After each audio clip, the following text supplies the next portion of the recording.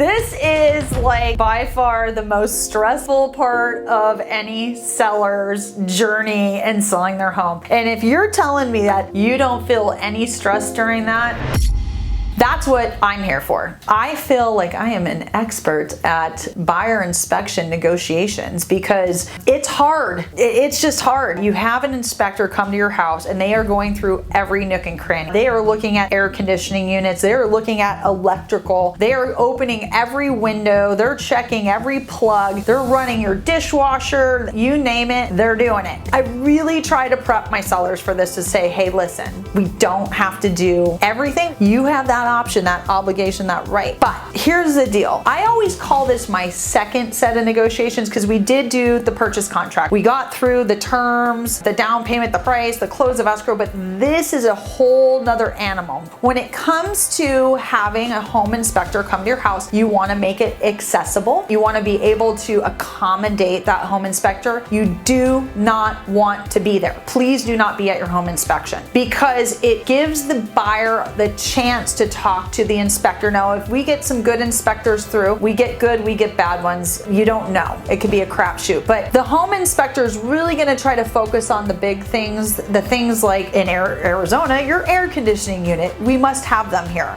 They have to point out the small stuff too. Some of the little things like the door doesn't close properly on a closet or the gate is wobbly are going to come up. What the buyer does is once they go through that inspection, they're going to meet with that inspector at the house usually. If not, it could be virtually or maybe they weren't there. They speak afterwards and the inspector is going to go through a line itemized list of everything they found. And then on the other side, they're going to ask you for items to either be repaired or they may ask you for a credit. So it depends on the situation that you're in. What we do is we negotiate, and I like to negotiate before I actually put anything in writing. Once it's signed, sealed, and delivered, that's it. So the buyer asks you for the repairs. You have 5 days to respond with your response, which means I can fix some of the things, I can fix none of the things, or I can fix all of the things. If I can fix some of the things that are requested, the buyer can cancel. None of the things, the buyer can cancel. If you fix all of the things, the buyer can't cancel. Now you're saying, Michelle, well, what if I offer a credit for all of those things instead of the repairs? The buyer can actually cancel. If they want you to do the repairs and they don't want a credit, essentially you could have a buyer cancel out for that purpose. That's why we discuss up front with the other agent, hey, listen, if we give a credit or we do a repair, how will the buyer feel in that situation before we respond? So we will get that information up front for you. Let's say we issue that credit. The credit doesn't come until at or close of escrow. That will be on that title settlement statement. And then the buyer will receive that credit at close. So that's not an upfront cost. But here's the thing we do on Team Minnick, and I want to tell you, this is so very important when you're choosing your realtor. Please listen closely, very carefully. We have vendors that we have worked with for years, over 20 years, some of my vendors. I can get roofers out there, I can get contractors out there that are going to give me estimates on the true value or the true repair value so that we're not flying blind. So let's say the client asked you for $5,000. The buyer's agent sent me a roof replacement for $20,000. My roofer, guess what we ended up paying? $12,000. That's why you use a professional real estate agent who has connections. So remember, buyer inspection, very important. Be prepared. Make sure you have an expert negotiator like myself or somebody that's on my team, and make sure they have vendors that they trust. And that's what I'm talking about right there.